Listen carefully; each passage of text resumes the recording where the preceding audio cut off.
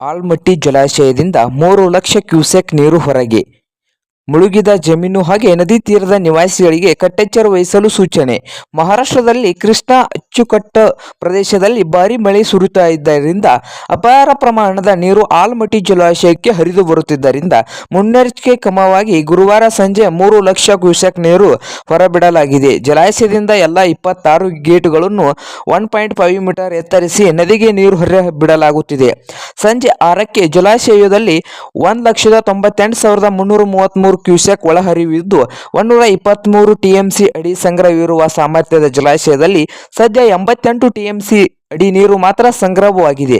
ಮಹಾರಾಷ್ಟ್ರದ ಕೃಷ್ಣಾ ಜಲಾನಯ ಪ್ರದೇಶದಲ್ಲಿ ಅನೇಕ ಕಡೆಗಳೇ ನಿತ್ಯ 17 ಸೆಂಟಿಮೀಟರ್ಗೂ ಹೆಚ್ಚು ಮಳೆ ಬೀಳುತ್ತಾ ಇದ್ದ ಕಾರಣ ಜಲಾಶಯವು ಭರ್ತಿಯಾಗಿದ್ದು ನೀರು ಬಿಡಲಾಗುತ್ತಿದೆ. ಹೀಗಾಗಿ ಕರ್ನಾಟಕದ ಕಲ್ಲೋಳಿ ಬ್ಯಾರೇಜ್ ಬಳಿ ಇರುವ ಗುರುವಾರ 1.88 ಲಕ್ಷ ಕ್ಯೂಸೆಕ್ ನೀರನ್ನು ಇದೆ.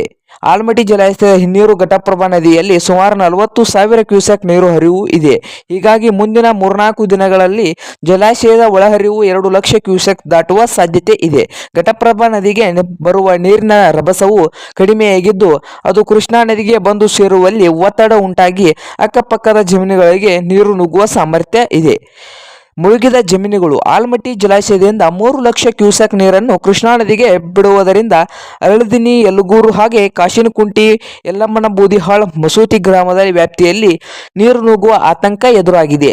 ಅರದಿನ್ನಿ ಗ್ರಾಮದಲ್ಲಿ ಕಾಶಿಬಾಯಿ ತುಬಾಕು ಯಲ್ಲಪ್ಪಗಳು ಅವರು ಚಂದ್ರಪ್ಪ ಕೊಳ್ಳಾರ್, ಸುರೇಶ್ ಕೊಳ್ಳಾರ್ ಹಾಗೂ ಸುಮಾರು 10 ಎಕರೆಯಷ್ಟು ಜಮೀನಿನಲ್ಲಿ ಬೆಳೆದ ಕಬ್ಬು ಜಲಾವೃತಗೊಂಡಿದೆ. ರಾತ್ರಿ ಮತ್ತಷ್ಟು ಜಮೀನಿಗೆ ನೀರು ನುಗ್ಗುವ ಸಾಧ್ಯತೆ ಇದೆ.